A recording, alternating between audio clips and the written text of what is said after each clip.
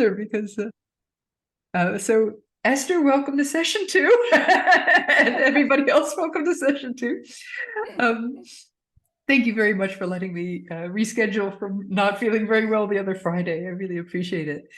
You feeling good now? I'm feeling good now. I'm back, and I love all the plants right behind Ram too. Like that's like my these guys are waving to your guys. We're living the green future. We are. That's the best I can do in this office. Oh, no. And I asked my in-laws, do you want basil? And I was like, if you're okay that it might die, you're welcome to give it to me. With your bees, Mom, can be done. Yes, it was my friend here who spotted that big bowl with the bees on, and because of my business being called Can Be Done, she got it for me. So it's become the holder for the African violet plant. Fantastic. So I guess my first question, it's related to the question that we had from the last session of what are you pleased to notice, is just like, how are you arriving today? How are you arriving into this session today? Natalie, do you want to go first? You've had a lot of coffee. You're keen. I've already apologized. I'm sorry. I've had a lot of coffee. I have verbal diarrhea today, so I apologize in advance. We are doing a really, really big project, like enormous, okay? And it's super scary, super intimidating, but great opportunity. Unfortunately, it has taken weeks, because it's government, for this thing to get going. And things are starting to move. I can engage not through a conduit, but with my client one-on-one, start building a relationship. I mean, she called me Nat yesterday, and I was like, oh yeah, because they're very formal. And I feel like someone has just injected energy into me that I actually don't know how to control myself. So that's how I feel today. It's called coffee. Yes. Sorry, I'm not sure which of it is the work and which of it's the coffee. You're literally describing coffee. As a conduit to the good, lovely. Thank you, Natalie. Ram, how are you coming into today? I must admit, I'm a little bit more on the nervous side. In the last weeks, we're coming to a close of also quite a large project. And we're finishing writing this quite large strategic document, and until 5 minutes ago, I was still typing stuff in there. So yeah, I'm not completely relaxed, but working on getting into it. Beautiful. So hectic. Thank you so much for sharing. And Alison, how about you? I've had a much more relaxing week than what Ram is describing. So I knew it was going to be a quieter work week. What I hadn't thought about ahead of time was that we had the World Rugby Cup on last Saturday. And because we managed to win it, it's also been a week of reading so many perspectives and seeing in what is being shared, what are the lessons in leadership, in human behavior, in performing teams, and performance at a team and a full business level are my sort of area of enjoyment. So it's been quite a fulfilling week, actually, even though it was freezing cold at the beginning. It was like, it would have been cold even if it was winter. By our normal ups and downs, it would have qualified as one of our coldest winter days on Monday and Tuesday. And you're in spring, aren't you? Like you're going into spring. Because we went from this heat, really hot weather, to not quite freezing, but a few degrees off freezing. So a week of variety. Lovely. That was weekend. Lovely, lovely. Let's see. And I'm excited to see what we can do. I'm sad that Esther can't join us today, live, but I'm really excited and curious to see what we can do in these 3 hours that'll be meaningful and juicy. And maybe a first thing to touch base with is kind of, do we remember anything from the last session? Like, is there anything that we can help each other with to kind of piece together what happened in the last session? The rant. The rant. And yeah, we did our what I like about your idea. Yeah. We built a story, didn't we? And then Yep. we can. Yeah. One word at a time. Yep. I also loved the question. I don't remember exact phrasing, so I haven't been able to use it yet, but I want to use it. The question you asked in the beginning to open up, what are you pleased to have seen or experienced? I thought that was lovely. Yeah, wonderful. That's I got it from a guy named Paul Jackson, and it's what happened? What is something that happened recently that you're pleased to notice? And that's a really nice one to start meetings with as well, and to just because it tunes us into a good thing. Again, if we said like, what is your name and something terrible has happened to you, we say, it takes the energy of the group in a different place. 100%. Yeah. And I often close with gratitude circles in a lot of my work, because I like them and because they're often so different from what people in business are used to paying attention to. And so the opening with what is something you might have noticed that was pleasing is a really good balance with the closing of the gratitude circle.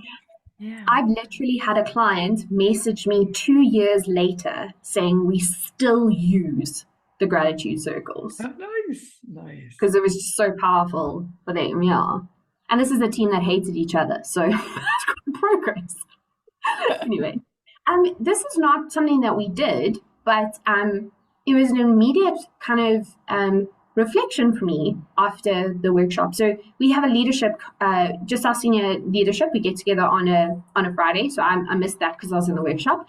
But I realized how non-generative we actually are. Like, everyone's lovely people and we get along really well. But having been in your workshop, and I just realized the space was so generative and uplifting in that sense. And I realized how much we don't do that in our leadership meetings. So I haven't quite figured out how to address that with them yet, but I think it's definitely something we need to solve for. I mean, sometimes we do it, but it should be more than what it is. No, And and noticing that is a gift. It is that's part of it, isn't it? That's a lovely thing. Yeah. Beautiful. Thank you. Ram, how about for you? What's still alive, or would you like Allison to help you tease out something as well of what happened last time? I was before I looked at my notebook a little bit, what I wrote from the last session, just to refresh my mind. One of the things I think was kind of a reflection point for me is this simplicity.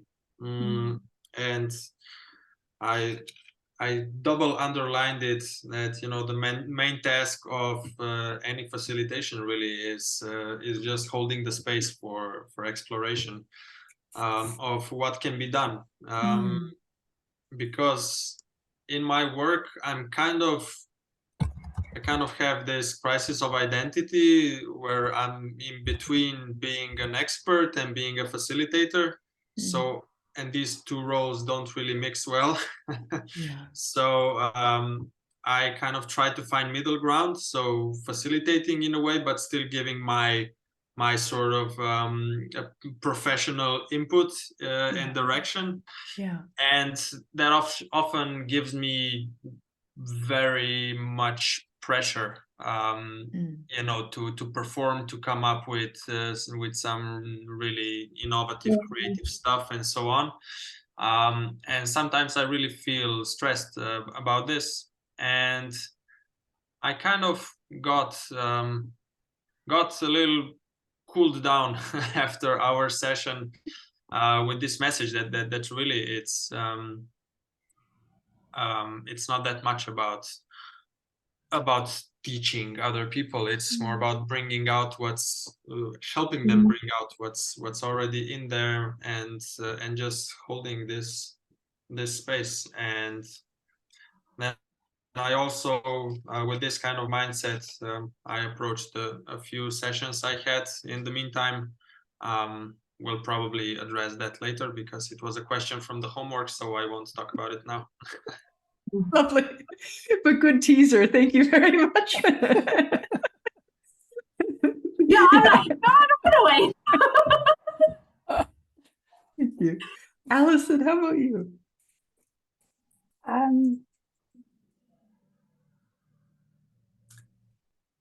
The session that we had last time was for me a reminder that the basics work. So the things we were working with are things that I know as the basic building blocks.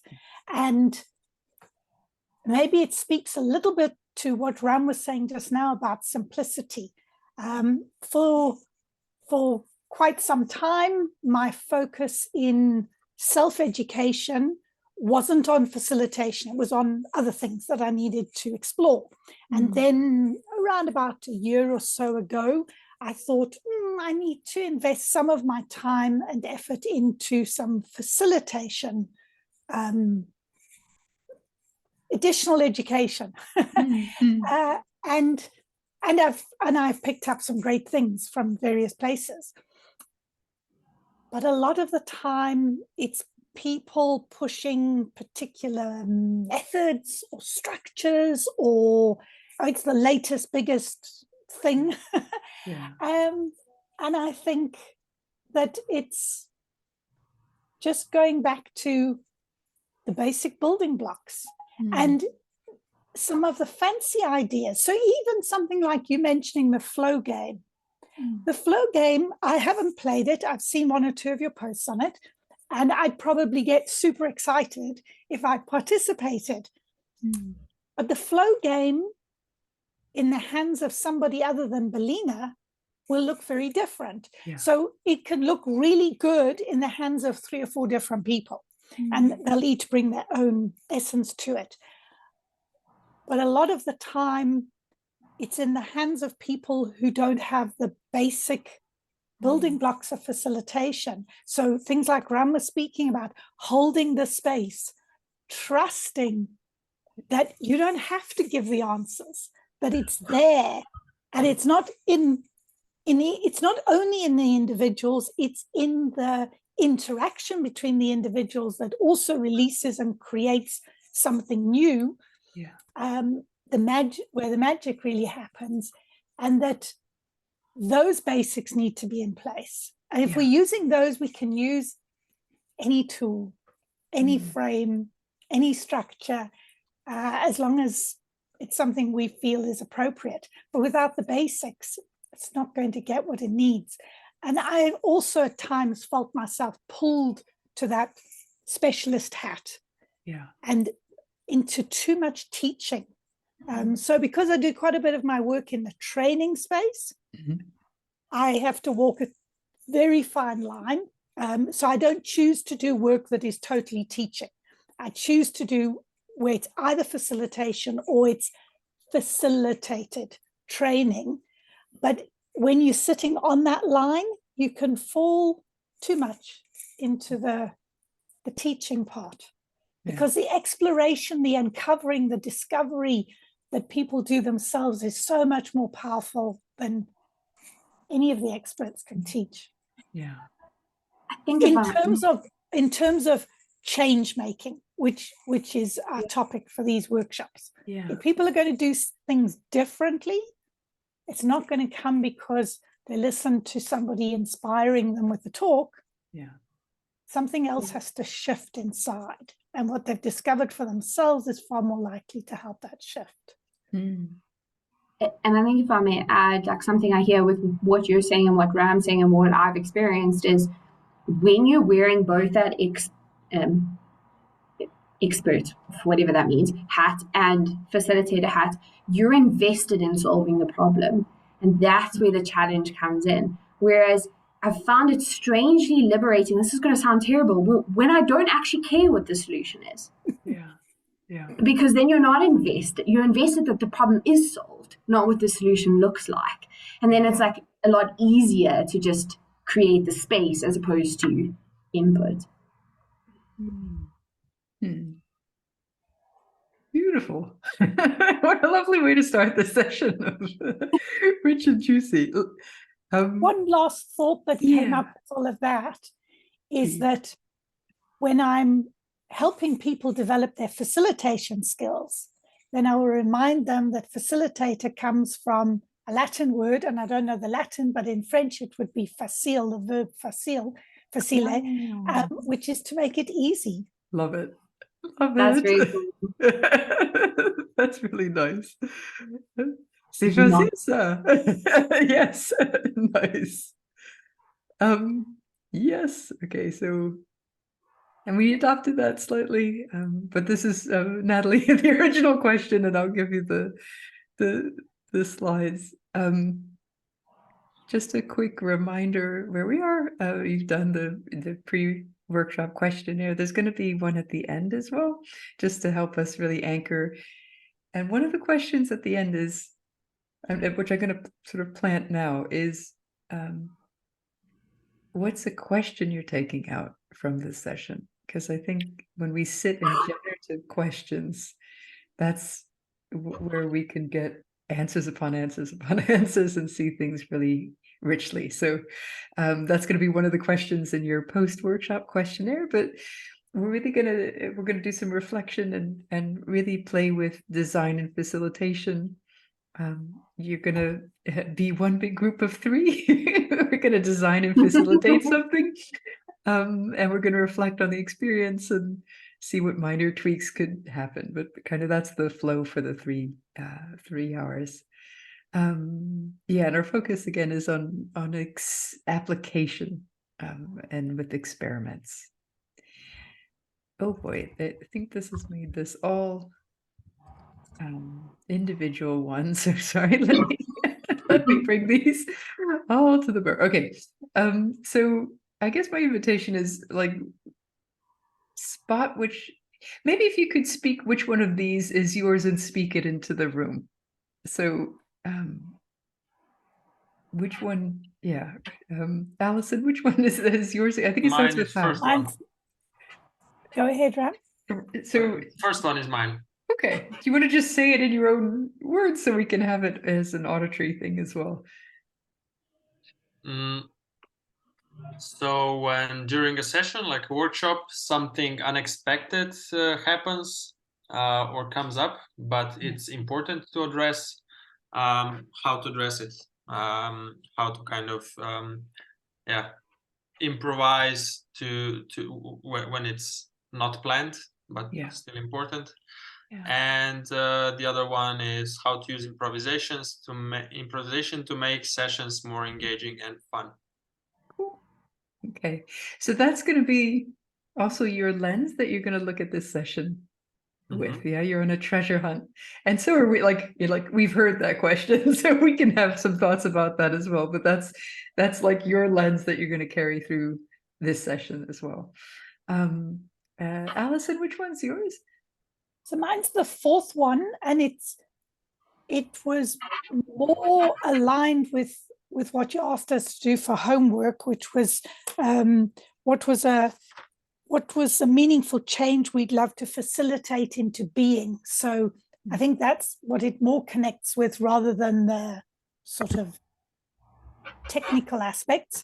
So my search at the moment is how we can leverage humanness and congruency in business so as to be radically better than a traditional business. And that would be sustainable for people, for the community in which the business operates, and for the planet.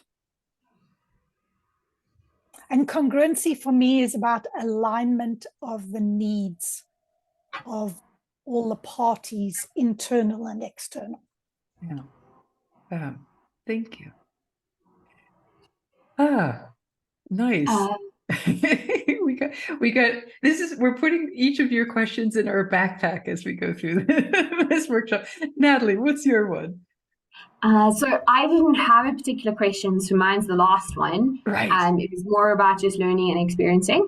And as I'm going through the process, I'm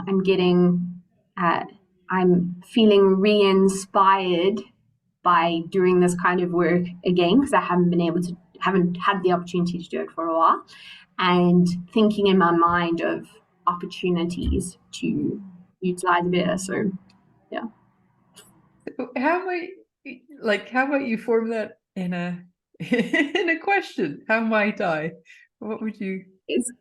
So how might I utilize more of this approach in what it is that I do? Lovely. Okay. That's really nice. I think, sorry, just come back. I think I've written down, I think a big question, a big part of that is the question that you wrote earlier. So how do we as facilitators be okay with the unknown?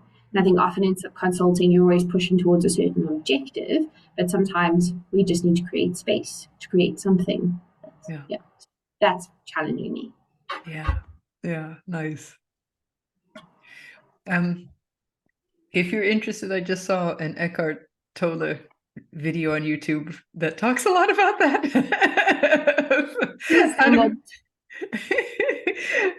Cool. Okay.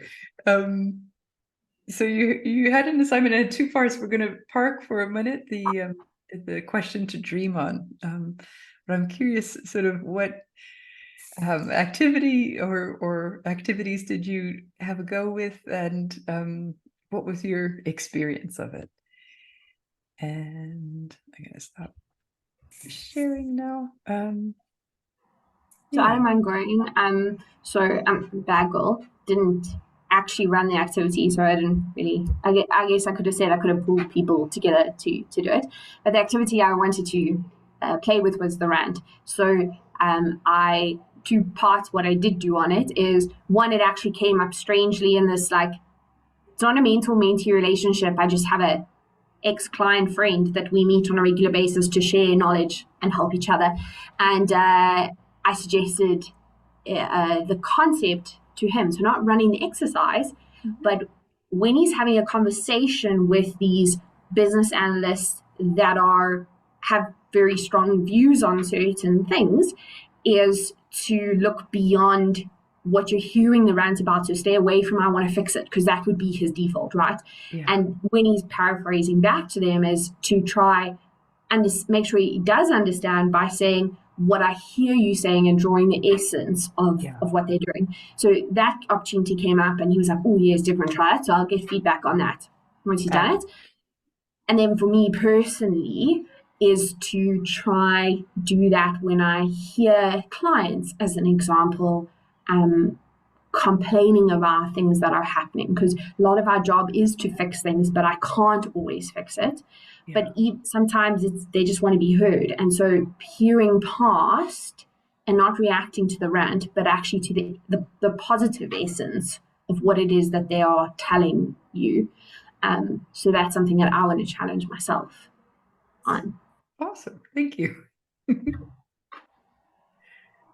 Who else?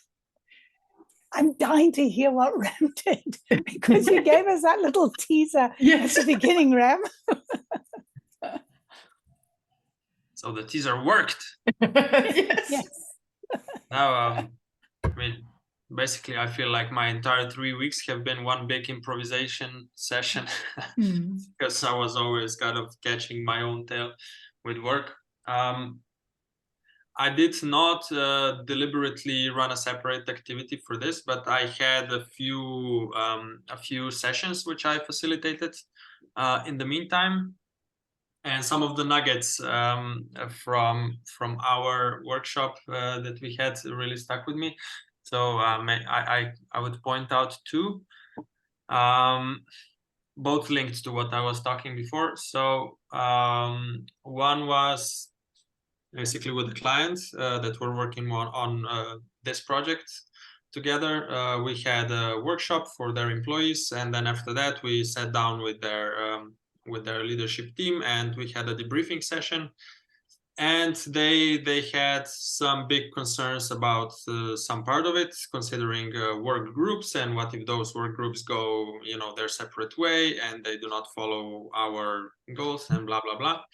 And kind of at first I had this instinct to try to convince them why this is a good idea, but then I remembered about this kind of just simplicity and listening and trying to take out, to get to the core of what's there, and I turned it around into a question of what bad can happen if you do this, right? So basically, what are you afraid of happening? Yeah. And it was really kind of this turning moment, because their CEO then kind of made a very kind of deep sharing. She was afraid that something to do with the perception of their business partners, and it was a completely different thing that we were talking about before. So just by turning this perspective on the same issue, we basically got the reason, which was something completely different than what we were trying to discuss earlier, and that was really a nice moment. So powerful. Sorry, I was just saying that's so powerful.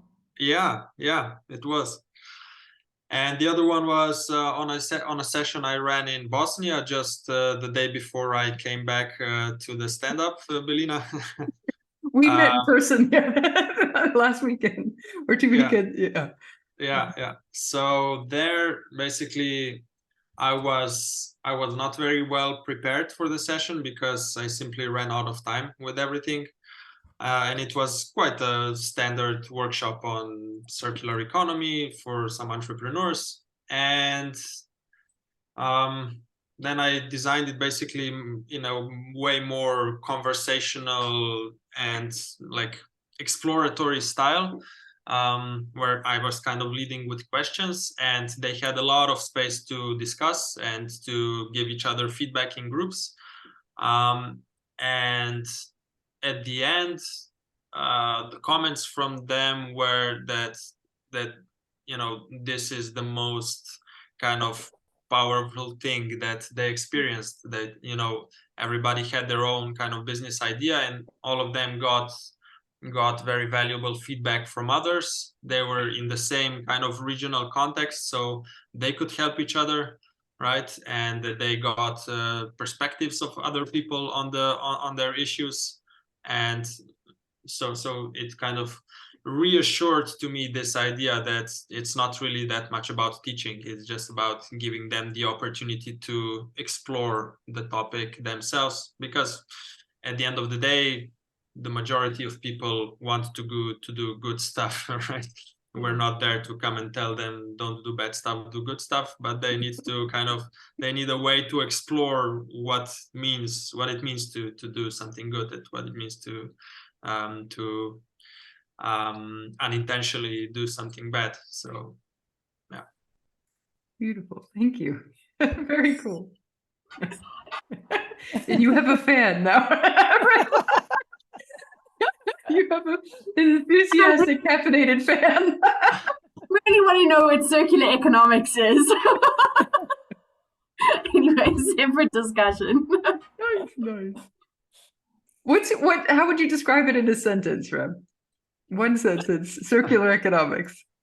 Is that a polite way of saying I was talking for too long? No. I'm just saying I want to move on to Alison, but how would you describe in a sentence because that was a question. Yeah, it was a question she was asking. Yeah. Oh, okay. Yeah, so circular economy, basically it's a sustainable model of treating natural resources. So instead of, taking resources, using them and then throwing away, you're closing the loops and using as little materials as possible, and the ones that you do use, you're circulating Circle them back inside the economy with the highest value. So not just the recycling, but you try to circulate it and then almost with the highest value possible. Yeah. Yeah. Oh, that is so exciting. Very cool. Very, very cool. Lovely, lovely. And Alison, thank you both. Alison, how about you? What did you try or do or play with? I picked what is something that happened recently that you're pleased to notice, because it was a particular structuring of the question that I had never used before. Yeah. So I wanted to try something different. And because I had a group coming up straight after our last session, which gave me the opportunity to do that. And it was a very small group. They're normally supposed to be 12 people, but I think we had about 6 or 7 when we did our check-in. And it was good to notice, first of all, that the modeling made a big difference. I don't always model a check-in. Model a check-in? So Bellina, when she was doing things, she would say, I'll model it first, and she would start us by doing it. I saw a dog. Yeah, it's usually what makes me happy in the afternoon. Yeah.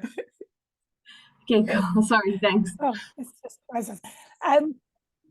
So I often don't model because I don't want to set people onto a particular path.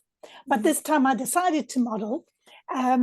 So what I noticed was, because I can't even remember what I shared with them, but anyway, whatever I'd noticed, it wasn't work related, it was beyond work.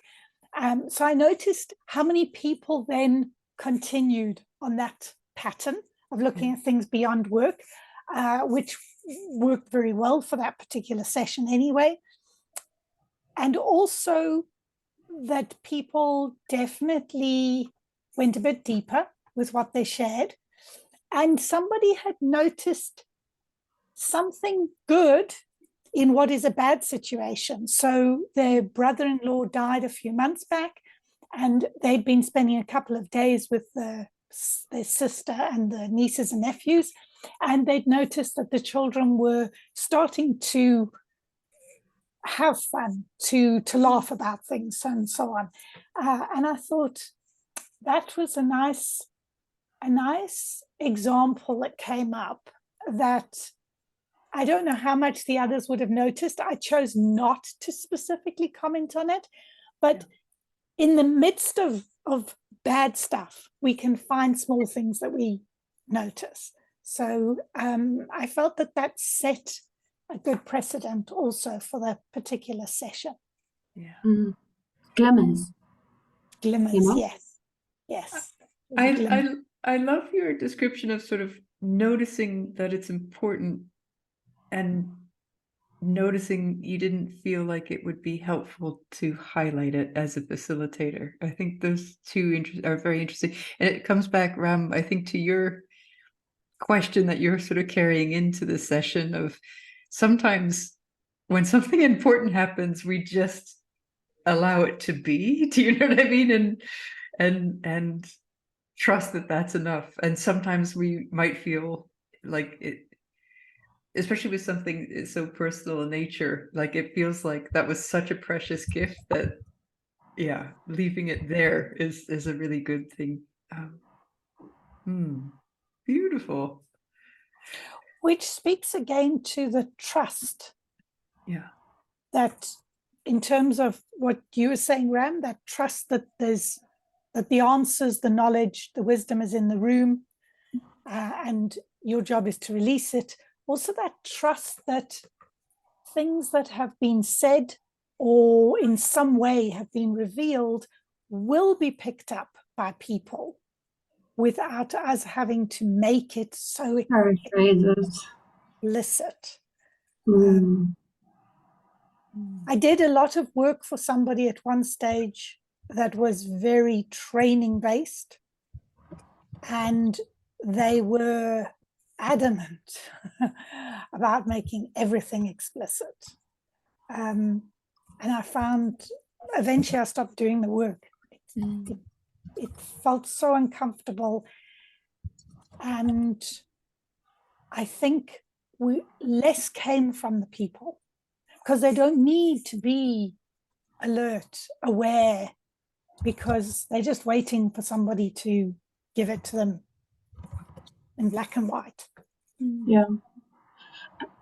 I think, sorry, tell me to shut up if I must. I think also what stuck out to me, so the one thing I just wrote down immediately, as you said, is remove your ego. Like, because I think often you want to add your little 2 bits because, like, I don't know. Anyway, that just stuck for me. And the second one is, and I realized this with something that happened with a client on Tuesday, and they were feeding back to us the impact that the work, I say we had done. They did the work, it was their vision. We were merely there to help facilitate it. But the impact that it's had is far greater than I knew. Like, far greater, which means there was so much ripple effects and things being picked up and experienced by other people that were not controlled by us. They were not put in specifically by us. And so I just wrote here, you don't need to control everything. Like, part of the magic is letting those ripples happen. Yeah. Lovely. That's so aligned with why we're here. Improv for change making, isn't it? It's like, if we're gonna do it, we got to model it too. And we're still going in with like a structure, an idea of what we're gonna do, but the structure is so much lighter. I just wanted to look back, Alison. I love what you said about the modeling. The reason I started modeling that question is because I was doing it in an in-person circle, and I just like, oh, you go first. And that person had just come back from their honeymoon in Bali. Like, oh crap, the bar now is like this high. Like, I ate an egg, like something like simple, so that they know that they don't have to kind of do that. And that, so it was more of a calibrator move on my part. So yeah, I just wanted to share that. And yeah, lovely. And eggs would have been a great thing, because we don't have eggs in South Africa at the moment, so that would have set the bar very high. There was avian flu, so literally you just can't get hold of eggs. Oh, wow, interesting. Wow. Okay, unless you live in the sticks, right? But if you live in the city, we don't have eggs. Wow. Even that's so nice to like think, like, even something that we think of as so basic sometimes goes away. I know there's only 3 of you, but I'm still going to send you in a breakout room. And I'm going to remind you that what meaningful change would I love to bring into being, to facilitate into being, love into being. The invitation is to share in your breakout room, just kind of for about a minute and a half each, kind of what came up for you for this, what's alive for you. Because it'll be really lovely to bring that back into, okay, how can we make what we do really be of service of those things? So what meaningful change would I love to facilitate into being? And I'll put that in the broadcast as well. Dum dum dum. Breakout rooms. There's only one. So I'm gonna give you guys actually about 6 minutes, if that's all right. 6 minutes to sit with that. So about 2 minutes each. And I'll see you then. Bye.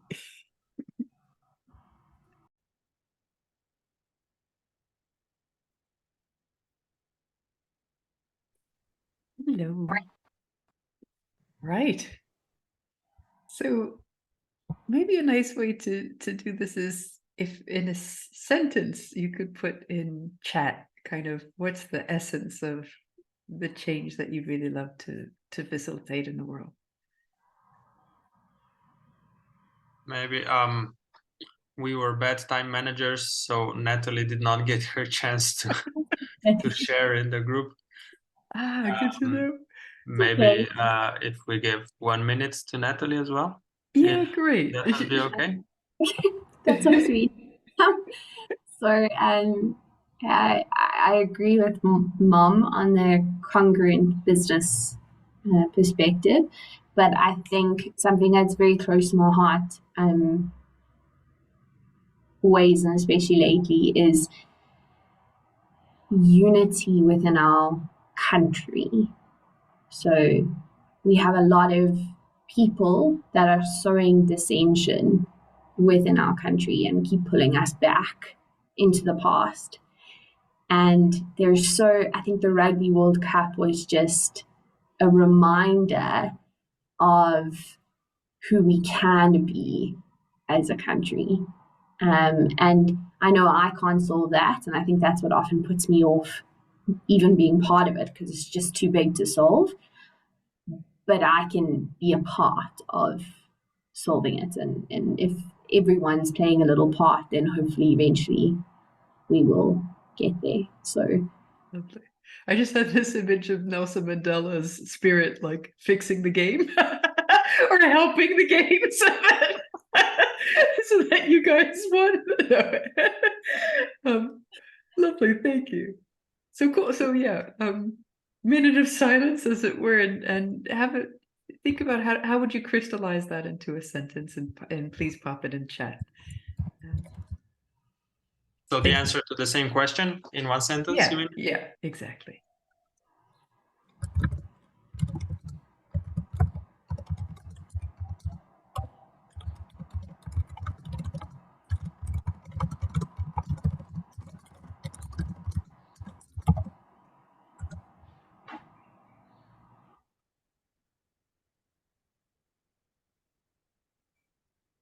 Mm.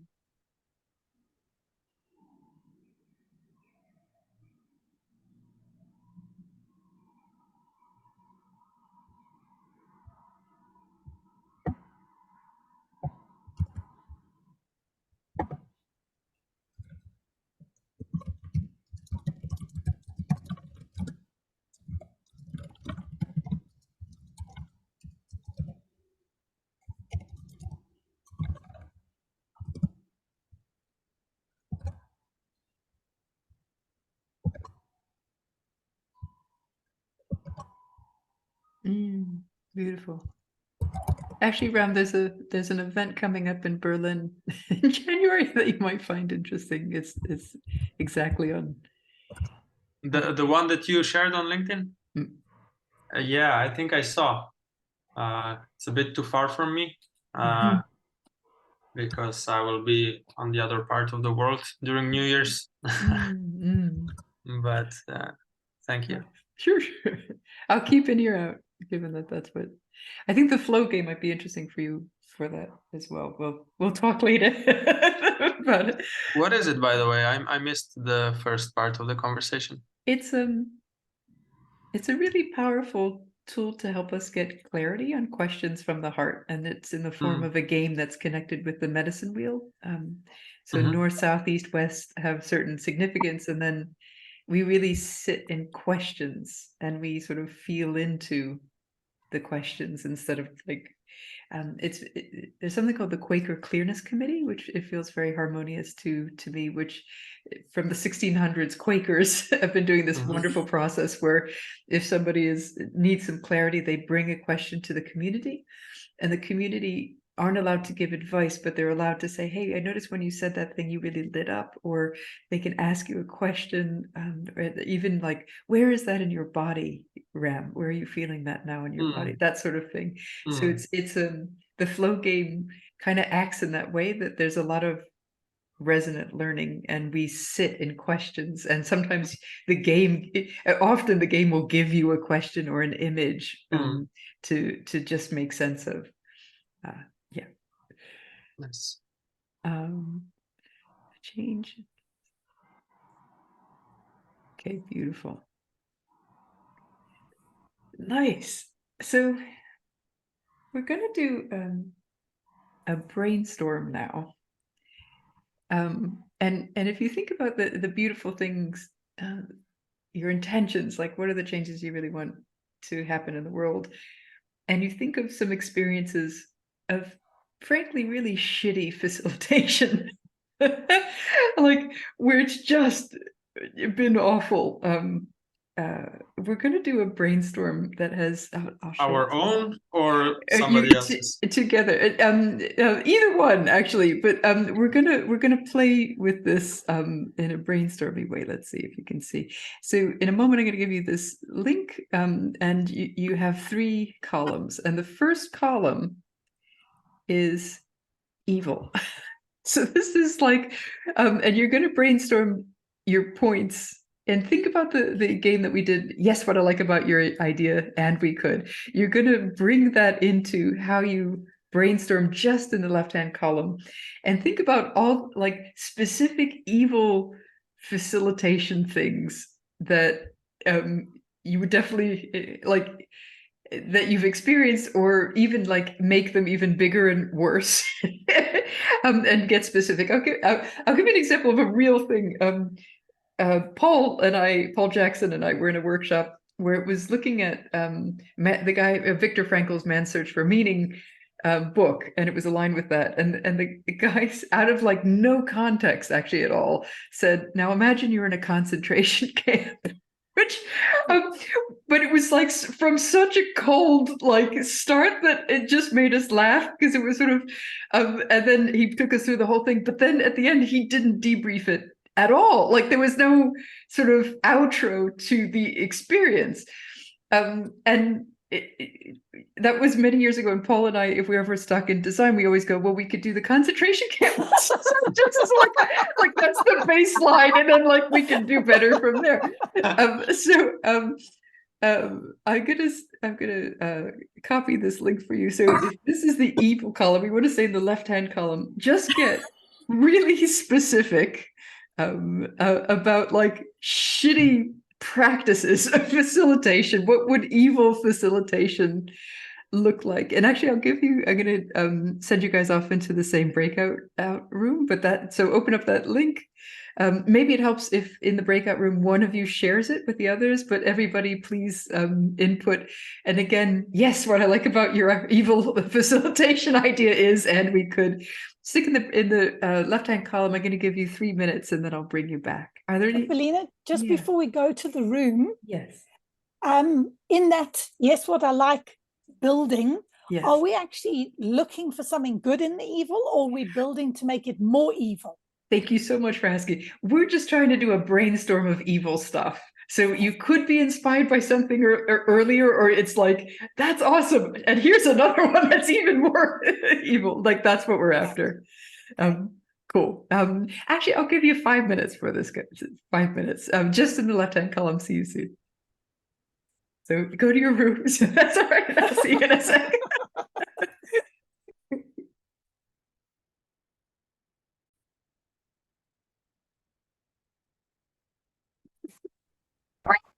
It was making me giggle that 2 people were writing, "Don't dominate. Don't let somebody dominate."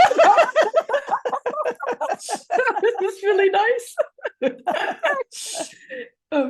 Which one in here do you feel is pleasingly evil? Like, is there a particular one that you're like, yeah, that's a really evil one? I think I'm just peed off about that unconscious bias thing. So my body's drawn to that one. Yeah. It's just wrong on so many levels. So, say a bit more about that, what you mean by it in terms of the unconscious or the biases. So the conversation, and there's a big thing about in South Africa about being previously disadvantaged, being privileged.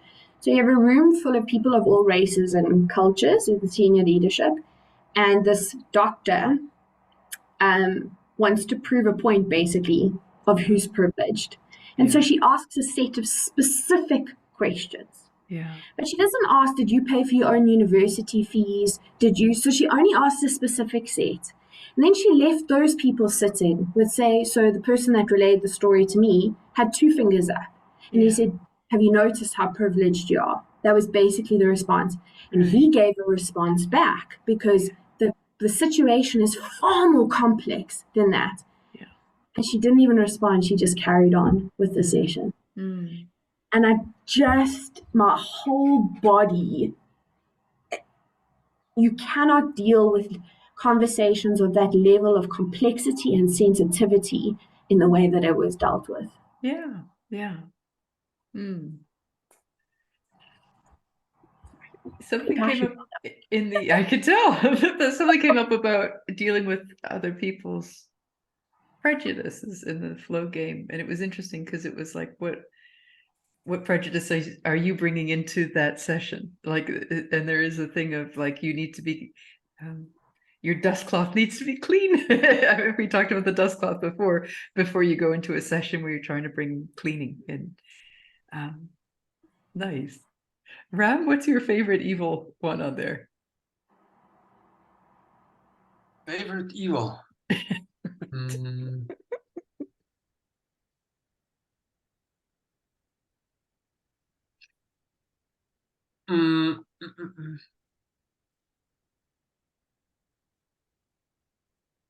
Such an odd question. What's your favorite evil?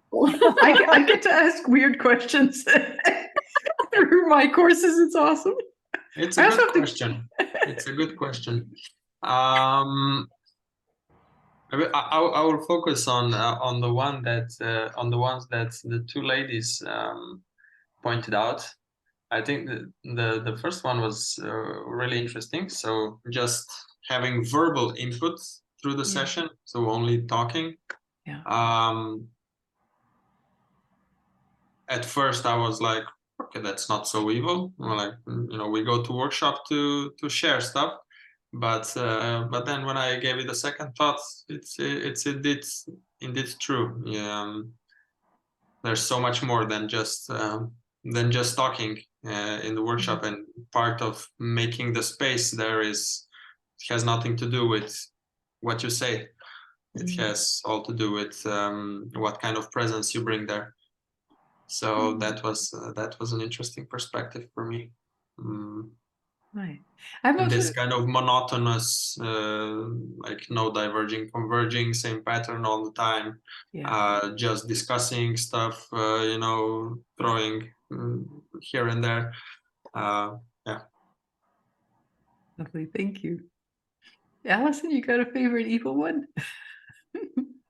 I thought what Ram brought up was very good, and it built on the same context really as what you said about the concentration camp.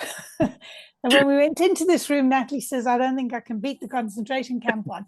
And what Ram was saying was similar, that you throw a question out cold, and because you've thrown it out cold, you're not going to get responses. And then you, come on, what's wrong with you? Like, where the replies? Come and engage. Yeah. So the blame shifts to the others, and yet you didn't line it up to make it possible for people to engage with it. That there wasn't exploration. There was just a cold question. Yeah. And a poorly formed one, a dramatically formed one. The next brainstorm is good, but it's good with a very specific Aikido move built in, which is if you have like only having talking verbal input through the session, we're not looking for having more than that or like the opposite of that. We're looking for, in good, how can you create the conditions so that evil thing couldn't happen? So making sure you have visual, you have sensuous, you have, like might be a way. So take a few of these in the next 5 minutes, and in the good column, in the middle column, how would you create the conditions so that that evil thing actually couldn't happen, wouldn't be a concern because you've taken care of it? Does that make sense to you guys? We link all the inputs in the middle column to the specific lines in the left column. Yeah.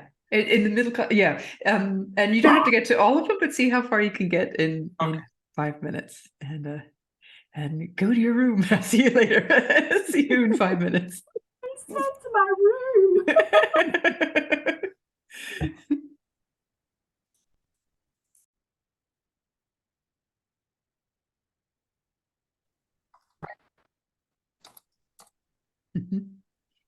Welcome back. Nice. Sorry, I was just capturing. I right. thought I was capturing, but it's disappeared. Uh-oh. Okay. I think what happens when the room changes, then Zoom is actually got a dominance. It takes my typing focus off, the keyboard's focus it's taken away. Technically gets taken away. A team, I finished it for you. Thank you. So what's a useful thought that came out of this sitting in the how do we create conditions so that the evil couldn't happen? Allison, what's a nice thought for you?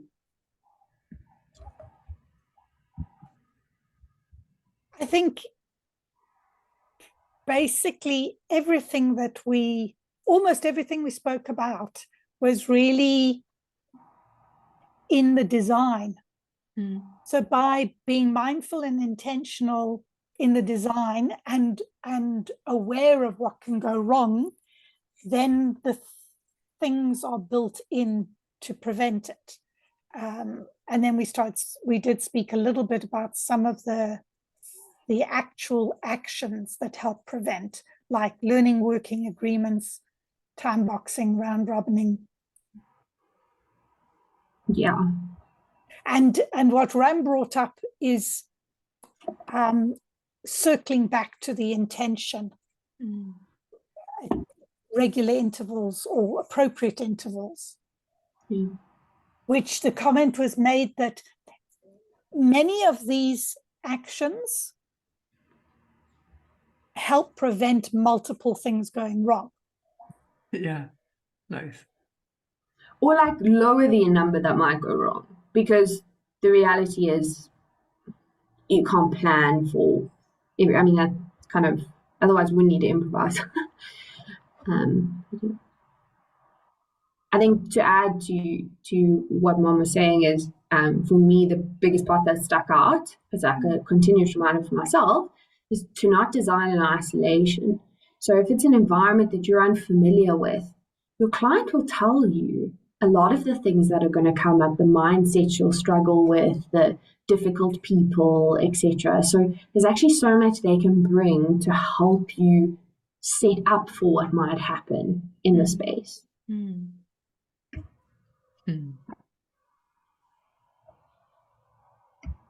Ram, how about for you? What was the nice thought that came out of that brainstorm?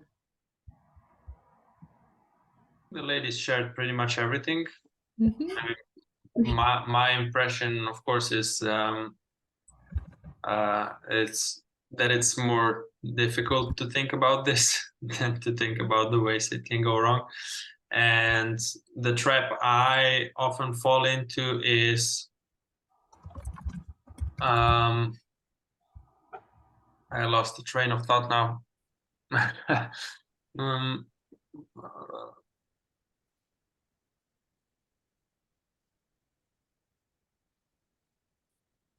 Sorry, I had it in my head and then it completely slipped out. I've been there many times. Don't worry about it. I'm sorry. If the train comes back, let us know. Will do. Last brainstorm. I promise we're going to have a break after this activity. So if your bladder is going, help us. You're in good hands. We're good. We got about 9 more minutes. But the last column is a lovely one to sit in. It's amazing, and so it can be inspired by what's gone before, or something that drops in now. But what helps an amazing facilitation process or experience to happen. It could be behaviors, it could be design, but what would make it amazing? And particularly if you think of applied to the beautiful changes that you're looking in the world, like what are some of the things that would make those amazing in terms of facilitation? Is that clear? I think so. Awesome. Get it wrong, we'll know it wasn't clear. Exactly. I'll see you in 5.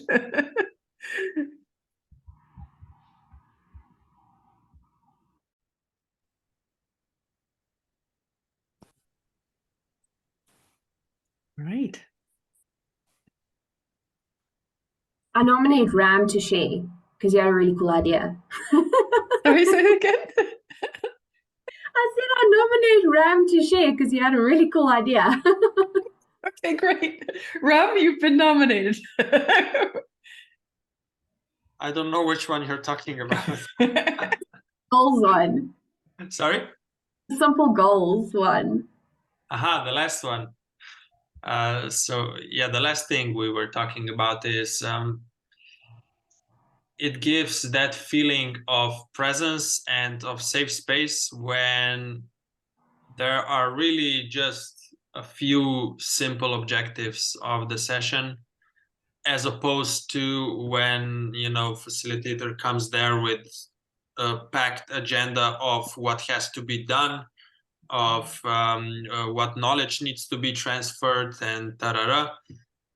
Instead of that, just really knowing why you're there, not just kind of being there and being bombarded by all sorts of things, but truly knowing why you're there and having kind of this shared ownership of the challenge that we are all addressing. Beautiful.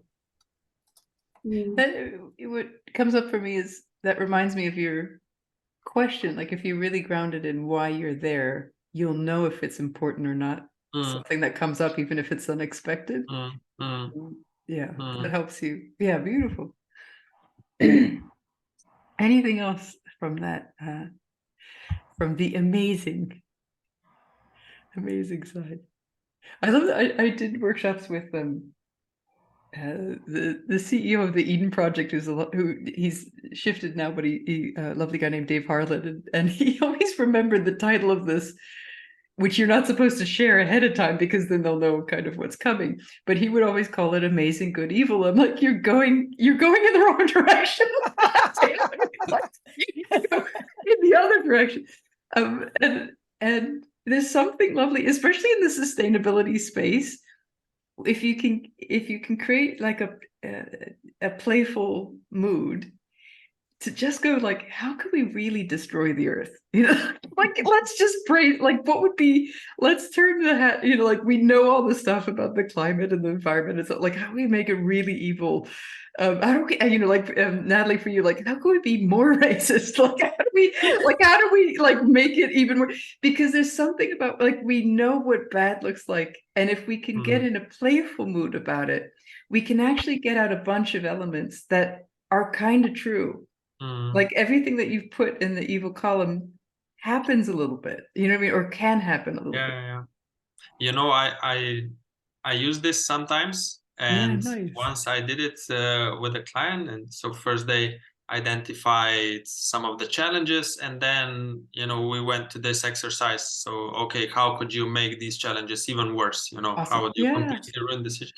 And there was one lady in the group that she just could not get herself to think in that way. Yeah. She was just, I cannot write this down. I cannot even think about, why would I want to make it worse? Yeah. And she couldn't do it. I feel I'd probably be that person. That's all. I've had that experience as well, and it happened with one group that I worked for a few days in a row. So I then had more time still with them.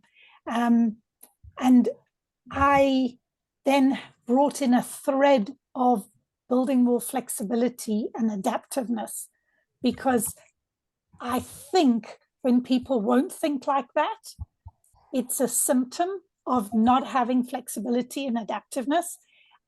So to be adaptable, we have to be able to do the bad and the good. So I just built some more in, and we worked on it a little bit more over the time that was still available. It's also sometimes people having very fixed beliefs about what's right and wrong, but in a non-inclusive style, and not seeing other perspectives. So it's a very, very narrowed perspective can also lead to that. I'm wondering. I have a. Sorry. Go ahead.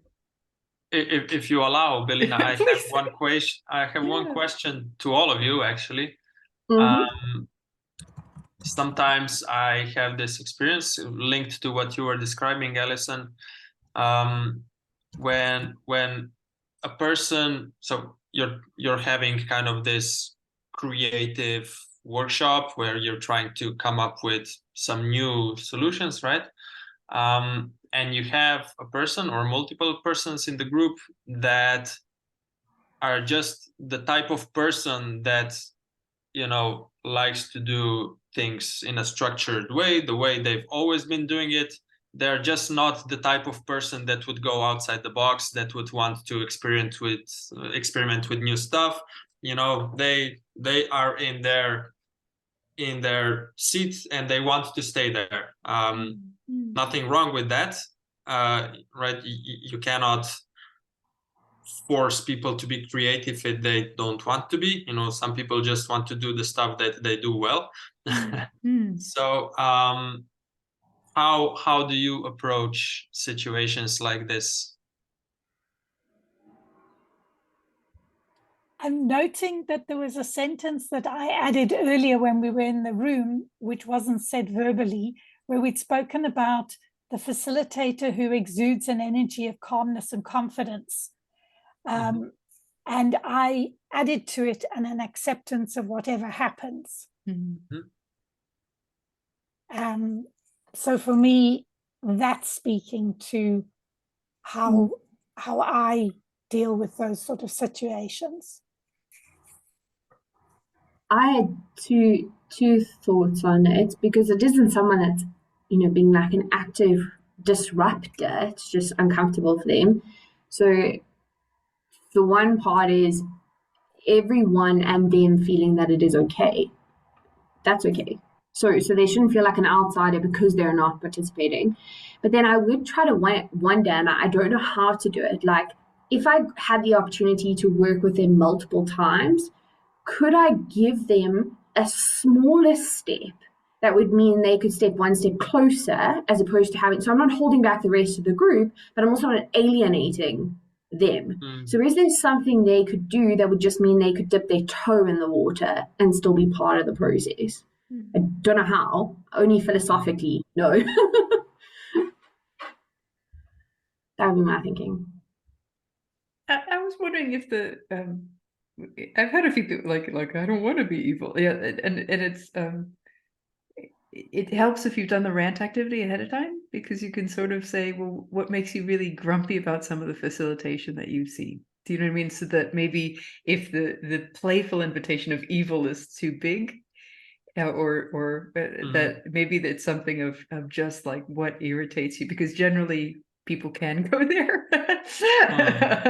and then this is, and I really love, I learned how to do the good in that way of creating the conditions, like not just the opposite of the evil, but like the conditions. I think from a lady named Sue Walden, and I thought that was a nice, because you have to think about it more and you have to have like a conversation about it, don't you? This is a nice, you know, if you're working with teams that have newly formed, having this conversation of what would make this a really shitty team. if you experience this every day, like what would be awful? And that's such and then to go through the different iterations is a really good process when teams are forming. It's what I do with my space scientists every summer. And There's a workshop I have on Wednesday that I would love to run this activity, but I like legit do not have time to do it. But I'd find some other way, because that's a newly forming team of client and supplier. So that would be very cool. Yeah, nice. Should we take a 10-minute break, everyone? Yes. You've had a lot of coffee. We gotta let that go, as it were. We'll see you at 17 past. We'll see you in 10 minutes. Okay. Bye. See you. Yeah. And I tell you why. About a month ago, I spent a week with a group in the physical space who have worked with me virtually prior to that. And they have to do evaluation at the end of every module. And I was really chuckling when somebody said, part of what they said was, Alison's very strict and it really helps. And what they were referring to was one or two of those derailing moments that had potentially been there, and where I had put things back on track. And in the same feedback were others talking about how she makes space for us to explore and have discussions and go deeper and disagree. So there was that balance. There was the space for all the good stuff, but there was the psychological safety created by putting things back on track. So if by it coming up, and me handling it, it shows the people in the group that they can do the same if they're in their breakout rooms and somebody's derailing it. So it's still a gift. Nice. I guess, I see what you mean. I think that context is really useful, though, because especially with improv, there's that yes and there's almost like a cult of yes and, where they're like, you have to accept everything, and it's like, no, we don't. Especially in applied improv in life, sometimes we absolutely have to say no, and that's the safest thing we could do. Or let's park that and go over here. Natalie. And if I can add to that, so if I think of, so this is, the same thing happens in applied improv, but I'm just going to use it in, I don't even remember it's called structured improvisation in a dance setting. You basically get rules of the game, and everyone is playing by those same rules. And it's only by having those rules that we're able to create something together. If we were simply creating and there were no rules or intent behind it, somehow it actually doesn't quite work right. So it's almost like you do actually need to create that structure. Otherwise, people don't have the freedom to create constructively.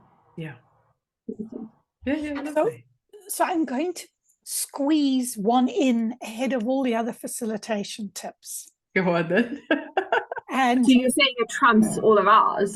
No, it has to be there for everything else to be safe. Have a working agreement. And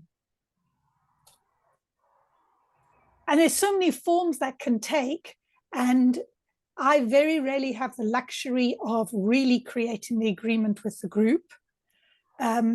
But I've seen people very effectively introduce like the one or two rules that they want to have held all the way through, and they've made space if people wanted to argue about it at the time. But I think a lot of the things we don't want to accept, the yeses we shouldn't just accept, the things we shouldn't just accept as a yes and, the working agreement is the reason why we wouldn't. So we're able to say, that's taking us off track. We agree to focus on this, we put in the parking lot, or somehow that didn't feel respectful. Would you like to rethink what you just said? Yeah. Beautiful. Thanks for the examples. Sorry. I'm thinking a lot now about this, what you said, Belina, that sometimes it's the no is the most appropriate thing, and this whole discussion, I think that's really important and gives really a feeling of safety also. And I remember one example, which is not from a facilitation, from a completely different context, but our mayor of our city here, he used to have this weekly radio show. He was on radio and people could call in and ask him questions about the development in the city and so on. And there was this one lady asking if there's gonna be, you know, something about an intersection, if they're gonna do something about it. He just cold-bloodedly said, no, that's not our priority right now. No explanation, you know, no kind of trying to be politically correct to find your way into a nice answer, just no. And I gave so much respect to him when I heard that, you know, you just cannot please everybody. And in times where prioritization needs to be done, there are compromises, and democracy just doesn't work in the form of, you know, everybody being pleased at the same time. So I think that's really an important thing also. I have a little story that would be really pertinent that Rams reminded me of. I did some facilitation here in our village after we'd had some rioting, some real physical violence had been happening. And when that had calmed down, then I was asked to facilitate something. And I got half an hour's notice to put this together. So it was quite an exciting experience.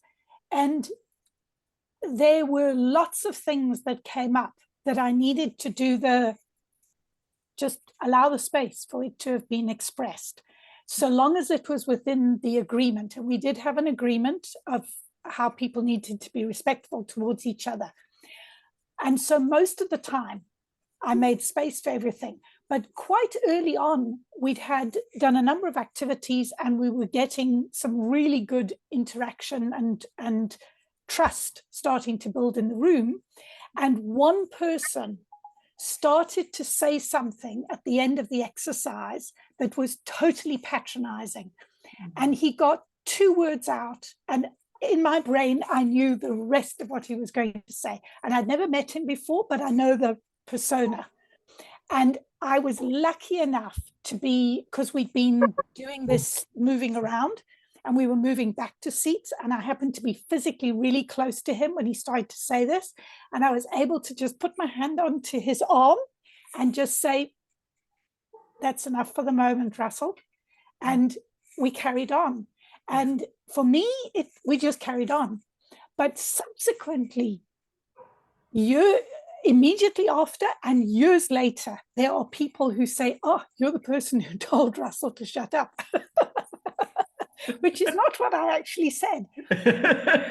But yes, in the sense from Ram, it had been the no that needed to be said. And it had made those who were surprised maybe have some respect not to try their luck to derail things. I think it was missed because there were 2 sort of competing camps, and I think it was missed by the other camp, fortunately, because they're the ones who would have been totally upset with what he was going to say. But years later, he said to me, he says, you know what you said to me all that time ago? He said, if you hadn't stopped me, we would not have the cooperation that we subsequently were able to develop. So yes, It was critical to be really almost like the teacher, the headmaster, whatever. But it's also how it's done. And it's feeling that moment. Yes. Versus no. It's the energy that kind of brought the energy down in a useful way, a de-escalating energy instead, because it Yes. sounds like he was about ramping Absolutely. up. And yeah, Yes. lovely. I like that de-escalating word. I'm going to add it to our previous comment. Natalie, it just, for me, it's so much easier to connect with faces, and because we have different sort of not every, like, I'm a very visual person. Some people are more auditory, some people are more So sorry, just context my question. And I didn't want to derail things. I was talking in the chat. So in South Africa, and I don't know if it's a South African thing, we have a really big problem with people actually refusing to turn their cameras on. Oh, interesting. Yeah. And I was wondering if it's an us thing or if it's a worldwide. Like literally, they'll blatantly ignore you. You will say, "Can we please turn our cameras on?" You even ask, "Can we turn them on for 30 seconds so we can see your faces?" There will be people that will not turn it on. So I was just wondering, because I noticed obviously in this discussion, and then I was on a training with a couple of people from Germany, and everyone had their cameras on. And so I was wondering if it's a South African thing, or that was my lovely question. Lovely question. I wonder if it's to do with bandwidth, one thing, and to do with not anymore. okay, okay. Not anymore. Not anymore. Then there might be something about just wanting to stand on your own voice and not the color of your skin that might be, I'm guessing, but I don't know if that's in there. No one went to the office with a bag on their head previously. That's a really good point. Yeah. There was one guy that rocked up on a call, some CEO, to prove a point with a bag on his head. He was like, "Well, if you're not going to turn your camera on, then I'm going to walk around like this." Anyway, Nice. sorry. Nice. It's just a random question. Lovely. Thank you. It's good to sit in these questions. I'd like to shift focus because I want to give you guys a chance to design and like run something. So if we could look at the chat, Natalie, Ram, and Allison, you all sort of put something about the beauty that you'd like to facilitate into the world.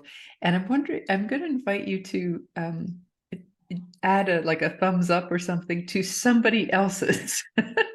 And we'll see if I need to be the deciding vote, but like if you could vote for somebody else's thing, because it's often easier to vote to play with somebody else's passion instead of your own. And then for whoever it is, we're going to adapt it slightly so that there's something new and it's slightly easier for you to do it anyway. So if everybody could put like a thumbs up within chat on somebody else's, great.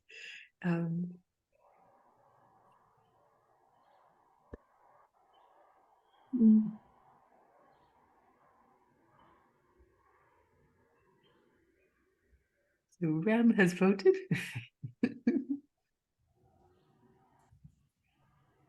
Okay. So Natalie, I think yours is the one. I'm wondering how what might be a lovely way to, and actually, Natalie, this question is not for you. What might be a lovely way to shift it so that it's not so close to Natalie? Do you know what I mean? Like, so that we can adapt it slightly. Maybe it's about a different country or something, so that there's a bit of emotional distance away from it, so that it's easier to play with, just to get the skills. Just shift it to Israel. Yeah, well, like, this is a no situation. We were talking about earlier. We're talking about de-escalating. So we take it to the Ukraine, because that one's been going for quite a long time already. It's a lovely question. How alive is it for you? I know. I'm just being facetious. Okay. Exactly. What are the wars that are on in the world?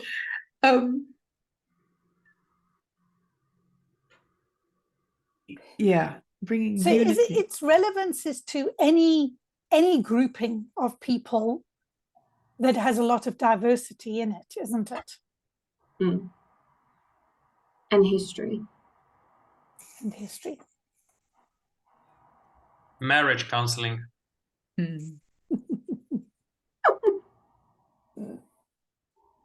That might be interesting. So we're going to look for you guys to design and facilitate a 10-minute workshops, and we want everybody doing something, so about 2.5 minutes each, and we do want like a beginning to the mini workshop and an end to the mini workshop. And the tricky bit with only 3 of you is the moment you stop facilitating, you then become a participant in it, just so that there's more participants in it. So there's something about people. Let's make it. May we make it rugby oriented in that like 2 local rugby teams or sports teams are fractious, and it's about healing kind of the rifts between the sports teams. Is that okay to kind of take it into a slightly different realm? Natalie, would that work for you? And Ram, I don't know if you like any sports or anything. Does that feel okay to you? Like thinking about, so I'm going to send you 2 off. competing teams?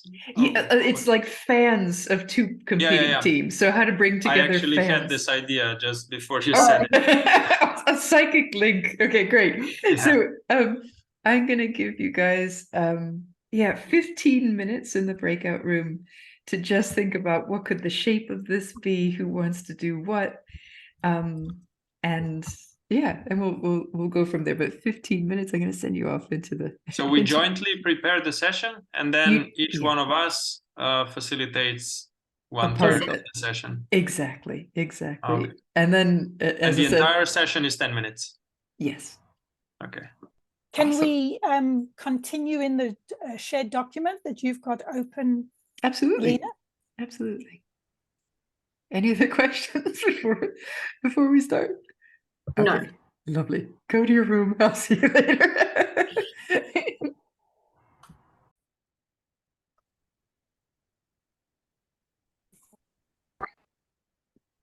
Oh dear. So not joyful looking faces. Are you guys all right? I've depressed you somehow. What's going on? I think my caffeine's run out.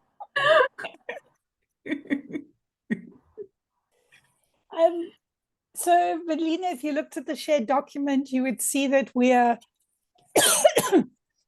80-90% with the design. Yeah. But what we haven't done is to allocate any of it to anybody, and we haven't time boxed it to work out how do we fit it into 10 minutes. Right.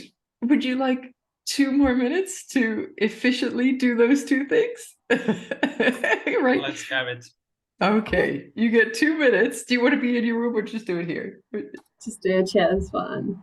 Yeah. Okay.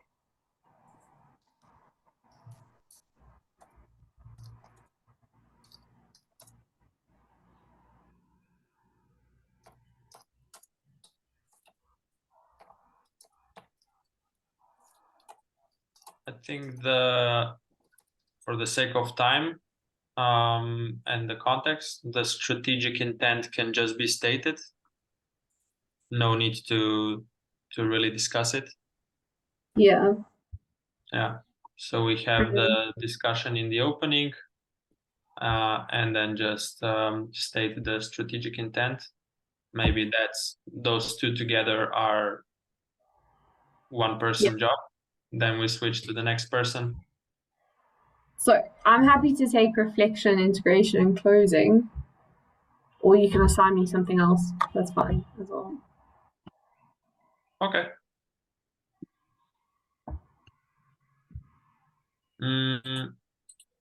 So Natalie takes the reflection, integration, and checkout. One of us takes opening and strategic intent. The other takes open exploration. What do you feel like doing, Alison? I don't mind at all, Ram. Where would you feel you benefit the most from putting it into action? Then I will do the open exploration.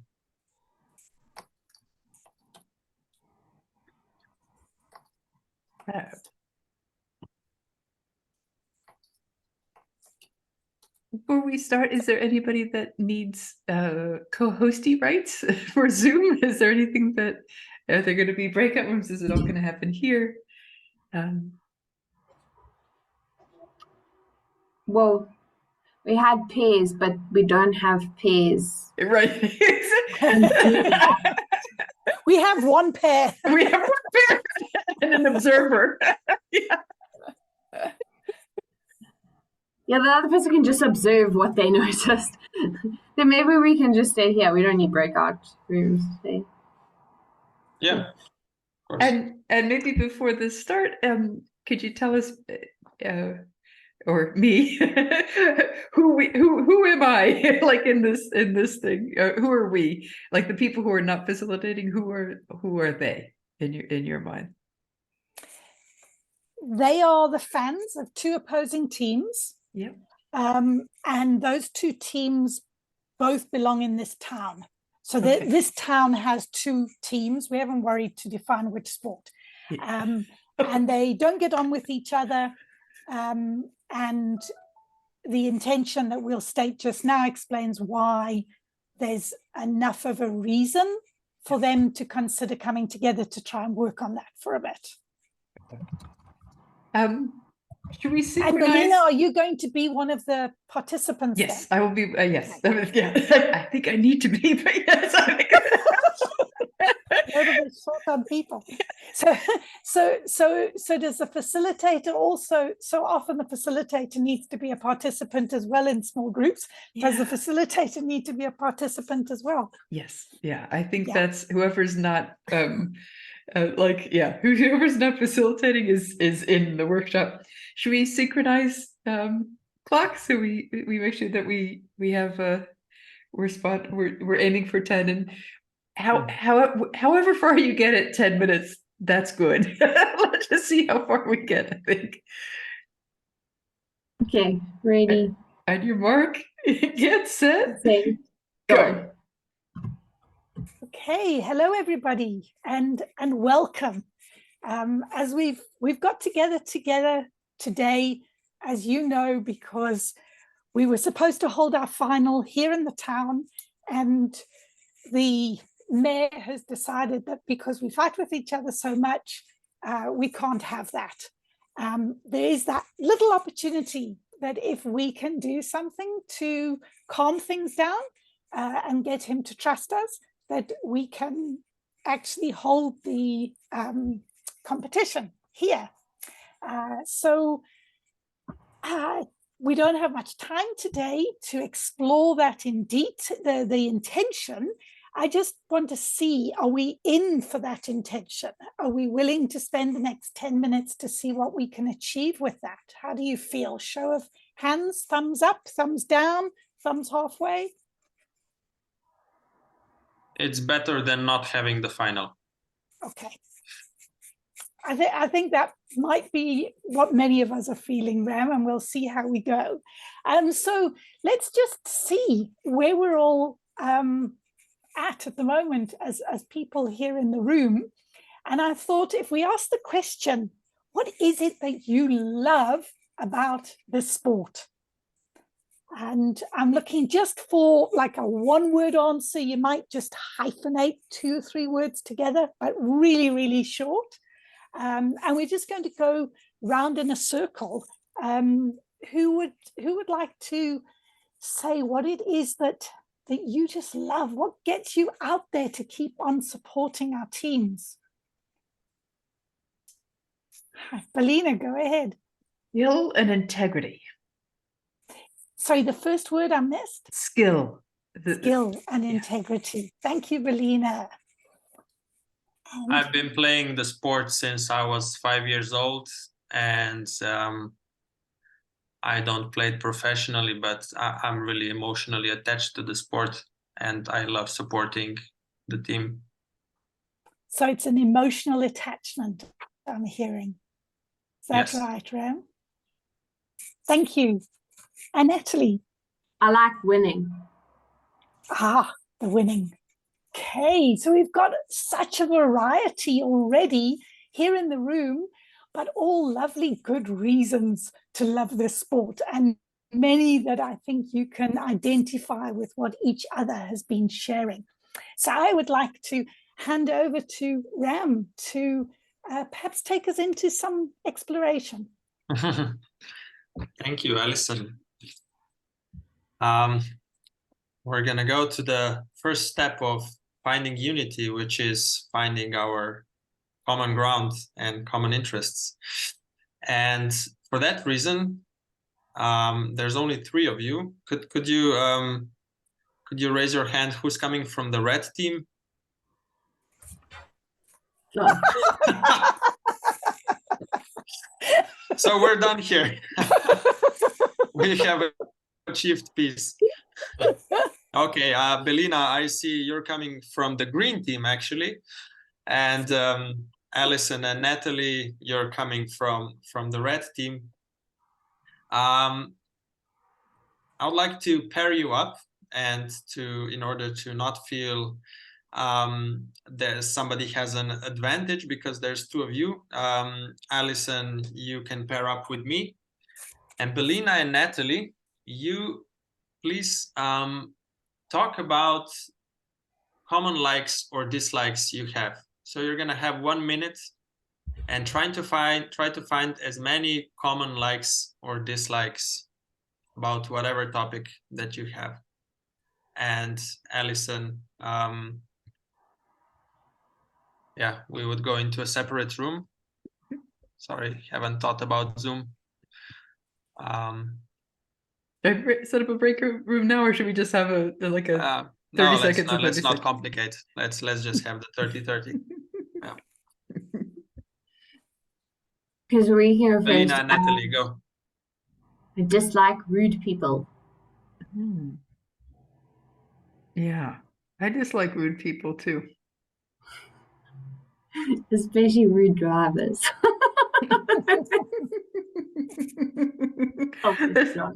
There's a lot in the city.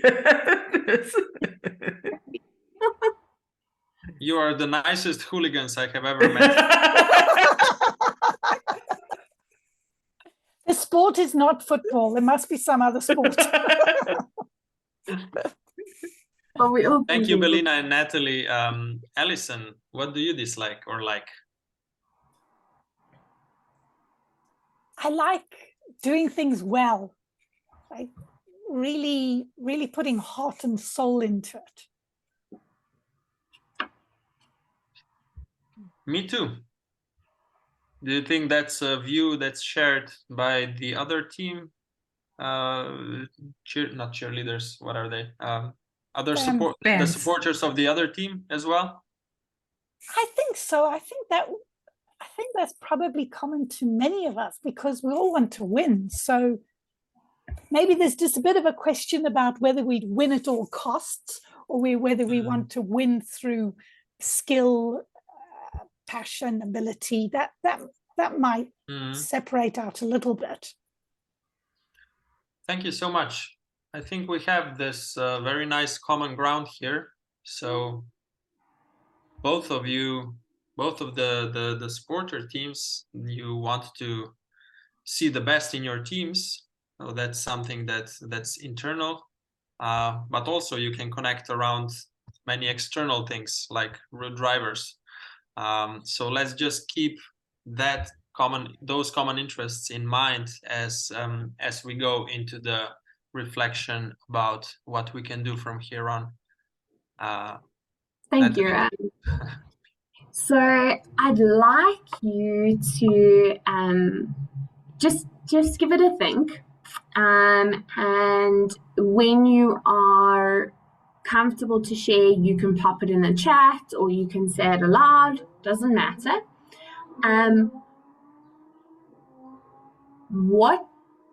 How did it feel when you found commonalities with each other? Or what did you notice in your conversation on those? Surprising, expansive.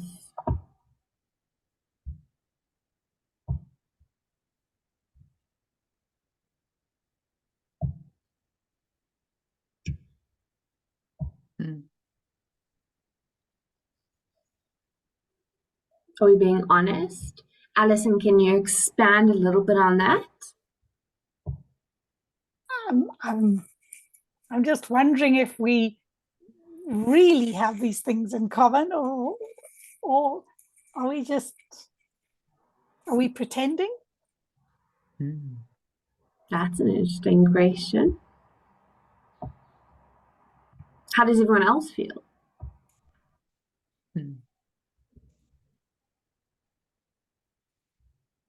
So maybe a little bit of I don't know if we have time for this, maybe a little bit of something different we could do.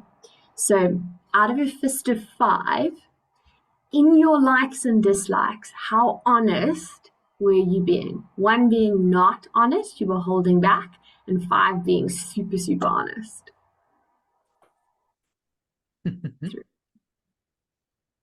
4. All right. So everyone's above a 3. So maybe we have enough honesty that we can work a little bit forward. I see that Ram is a bit disappointed that we have few reasons to fight about. Considering our intent, that might not be such a bad position to be in.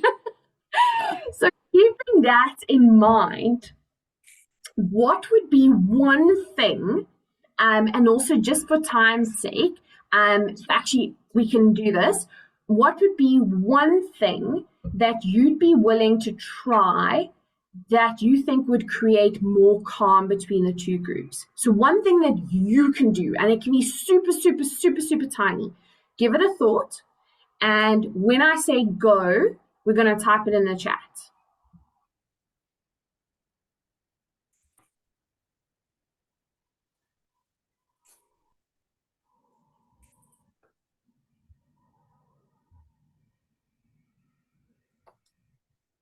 Everyone ready?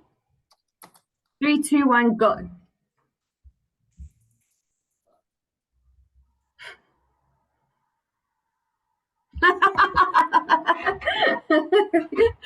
Okay, awesome. So now what I want you to do is make sure that you write this thing on a piece of paper somewhere where you can see it before the next match, okay?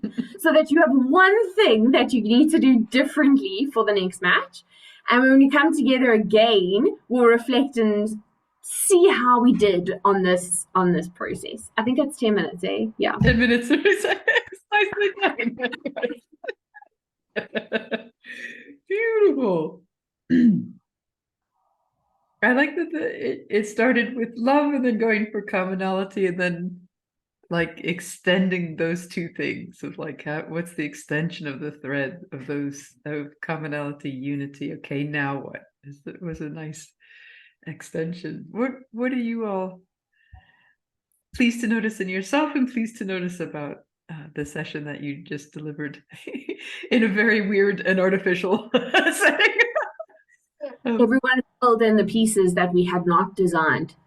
Yeah. Oh, nice. And what can you share Ram a specific? Ram had nothing to work with.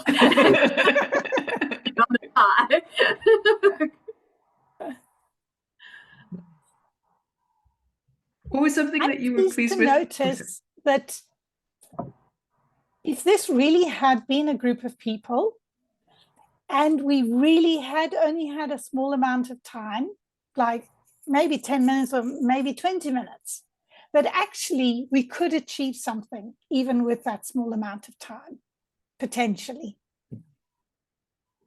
And I always have a thing about, these things take time. Yeah. So doing something in a very small amount of time for me is a huge challenge.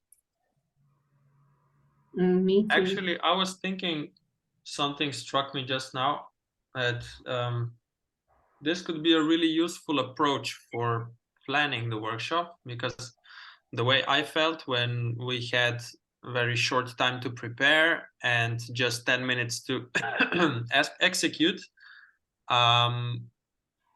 we were kind of forced to make it very simple and to just say, okay, it's good enough, And I think even for when I would be preparing for a 4-hour session. Maybe a good approach would be to try to prepare it for half an hour, you know, and see what you can do in half an hour, and then just have the same structure but allow more time. Because I think the kind of the starting points and the questions we had were in the right direction. But of course, for each of those, we could have a 15 minutes, breakout session or whatever, right? So this kind of structure is simple enough and powerful enough and could be easily run in 2 hours, let's say. And I think people in business are so tired of long sessions and long commitments and long meetings as well. So quite appreciative if it doesn't have to take. Like every once in a while you need it, but not everything has to be super long. I think it's also the how is part of the what, like our session today, we got 15 minutes left to go. Didn't feel like 3 hours. Do you know, like, I think it's also how do you spend the meeting? Because if it feels like 15 minutes can feel like an eternity if it's poorly done. Do you know what I mean? And like 3 hours can fly by. It's what's the engagement level? Like an expo where everyone just presents a pack for like the whole exactly. Yeah. Nice. What else are you pleased to notice about one more thing from my side. Just I also enjoyed this format because it kind of just throws you in there, you know. I get quickly kind of caught into this trying to overthink everything, how it will be done, you know, what if somebody says this, what if this comes up, blah blah blah, right? And then at the end I'm just complicating the whole thing. And I think this was a very good exercise to just get over that. So if this is improv for change makers and you all are the change makers, how did improv show up just then? Well, we did a lot of yes-anding of other people's suggestions. And that was sometimes, yes, let's go with it. It was sometimes more of a, what I like about your idea is, and we can. And some reforming of the suggestions, but definitely there wasn't blocking. Lovely. I think also given the lack of preparation, we were kind of, at least myself, more attentive to taking what comes up. You know, not being so much precious. Knowing that this is, you know, improvised and everything. It was easier to let go of the agenda and just kind of take what's there. I think also in I don't know if we did a good job of that or not, but I was just thinking about it, like, so really short space of time you're handing over to people, but I think there was still connectivity across the whole thing, and that is receiving and building on. Nicely noticed. There was a desire to make each other look good.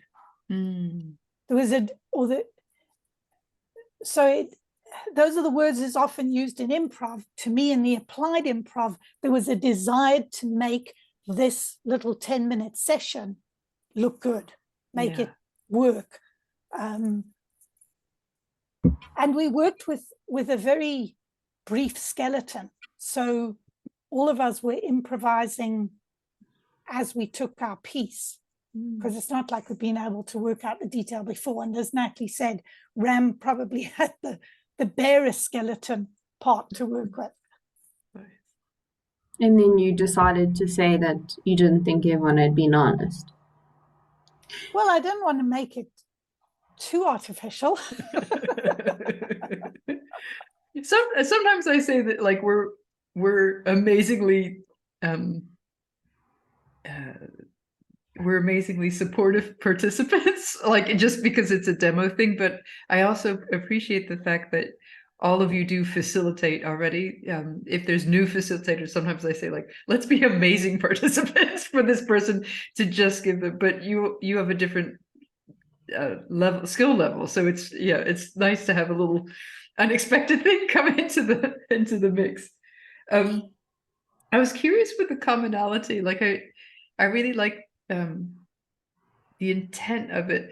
I'm wondering if there's a really lovely game where you give people categories and they kind of connect over the categories that like within the category what they have in common.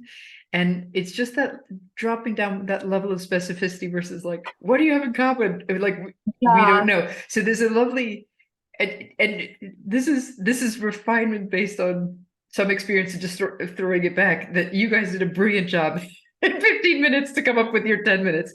And I love the intention of it. I've seen an activity, it's called Category Cruncher, where it's I would say a category, and then within the group you find your kindred spirits in like food I like to make, and there'll be a group that's like, I hate making food, and they get together and get specific about how much they hate making food. And then some people are like, we're pasta people, and then it's like, how specific can you get? So you give the group 1 minute, and the simple rules are you can't be one big group and nobody can be on their own. So you have them self-organize, and you try to see how specific can you get while it's still being true. So like if there's one person, like Alice was like, how honest are we? If there's one person that like just really doesn't like pesto pasta, then you pop back up to pasta. Do you know what I mean? And see what else you can find. So I find that that's a really nice commonality quickly with a big group, like especially with the physicality of it. It just gives us one level of specificity more to find it easier to connect with. And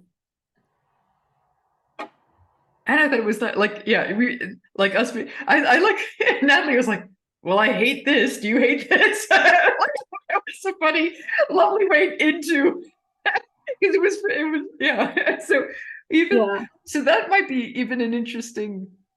It's tricky though, because dislike can go like wildfire, and especially if you're trying to de-escalate something. So it's sort of like, how do you want to play with it? I definitely think if we had more time, we needed to work more on the middle, but like give direct, like some sort of parameters to help initiate. Like people and stuff. And this is all like, if you had more time. This is like, you guys did awesome in the thing. And Belina, just thinking that that exploration part, Ram had come up straight away with the idea that we'd work in pairs, and the pairs would be from the opposite groups. Yeah, I love it. And I'm wondering about adjusting the category cruncher to work in pairs. So if you were to say, think of 5 categories, and you put those categories up already, and you send them off to the break, well, pairs in any way, and say for using these categories, see what you can find in each category where you like something the same. And it's okay if you don't have something for every category, then just see if you can find a couple more in another category. But so it's giving some guidance, but still enables it to be in pairs. Because I think the real version of Category Cruncher, as you were describing, we were not wanting any chance that everybody, so what we wanted to do was break us and them. So if we played open Category Cruncher, we could have ended up with an us of the same team who all like the same thing. So this was trying to force the breakdown between us and them. Love it. I think the importance with the category cruncher is that you play multiple rounds, so that even if you're in with one group, then the next time you might be in with somebody very different. I think and that's a really important aspect of it to say, is I usually run it in 3, like there's a demo round and then there's 3 rounds. Yeah. Nice. Let me. So what you give them the starting point, like the love for cooking, and then you just start by saying, okay, you have drill down into the category, or how do you do it? Category cruncher. I'm gonna in your follow-up email, I'm gonna send the intro, how to run it, and the thing. Perfect. Yeah, and if I don't, push back and tell me you told me you were going to say this, so I will definitely. Awesome, because it's a really nice one. It's actually one that, like, the Red Cross has adopted and things like that. It's a really good one to find commonality quickly. I guess I wanted to just tease out. It feels like with this activity, this experience that you've just had, that you've sort of done both. You have done both. If that you've created something that needs to be there, you've co-created it, and you've also nicely responded to, hey, we're pretending to be participants, we say stuff. So you're sort of riffing off of that. There's going to be a short post-workshop questionnaire, and again, one of the questions is, what's a question you're taking from this experience? Because I think those are really generative. And sorry, I don't know why it's separated the bullets on all of this, but if you look back at your own question, maybe what are you leaving with that you what are you pleased to notice about your own question, having had last session and this session? Natalie, you had a lovely intake of breath. What would you like to share? So obviously it's like spurred a lot of thinking, etc. But I think something that has stuck out to me is, what if I prepared less? What would happen? Yeah. Okay. That's just a random, but I think sometimes over analyze things. Yeah. Nice. Thank you. To me, actually, now that I'm reading the question again, it actually doesn't resonate anymore. Interesting.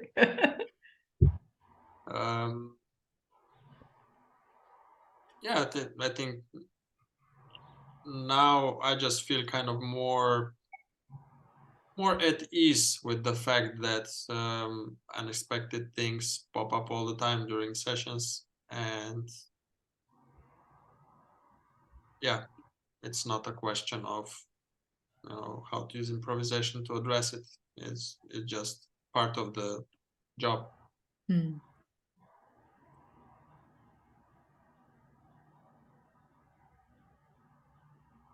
That sounds remarkably as though Belina really achieved in these 2 workshops what she needed to achieve.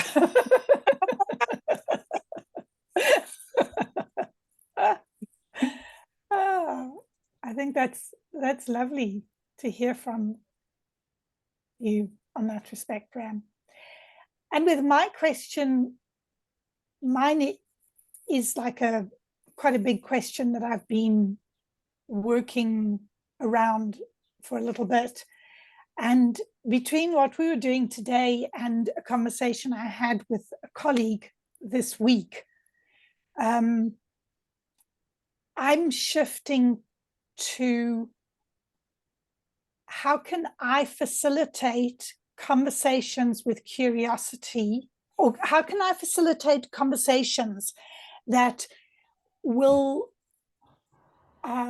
enable the people in the conversation to explore what might be different if the business is congruent, if the business has humanness as a central priority. So instead of trying to bring this about, start having the conversations that are exploring the possibility that things could look different in order to collect up what comes out of it, and to, rather than seeing what comes out of it, see if that gives some ideas for starting to move in that direction, so that it's a research process first. Yeah. And one with lots of curiosity and without preordained agendas. It reminds me of the quest we did a million years ago, like it 2014, wasn't it? Yeah.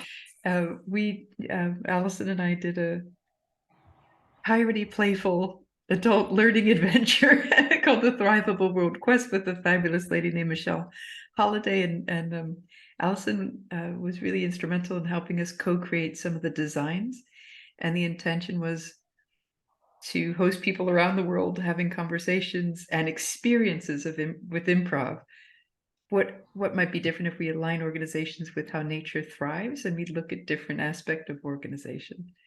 And I love that, like, you've replaced the nature thread with the human thread of like, and like all that's beautiful in humanity. Like, how do we bring that into? Yeah, it's a beautiful question. My dears, we are right on time. Is it okay if I share your video with the group from the 10th and the 10th video with you, so that like we can kind of bring the group back together if you want to watch 3 hours of video if you want to dip in or something? Would that be okay with you guys? Yeah. Good with me. Awesome. Yeah, thank you so much for joining this adventure. Hi, Esther, if you do watch this. And I can't wait to see what magic you guys do in the world next. So, yeah, but thank you so much. I'm going to hang out for 10 minutes, but let's bring this to a close. And thank you so much again. Thank you, you. Belina. Thank you, everyone. Lovely to meet you, Thank Ram. you, Alison and Yes, very Natalie. much so. You were a lovely company. Thank you. Likewise.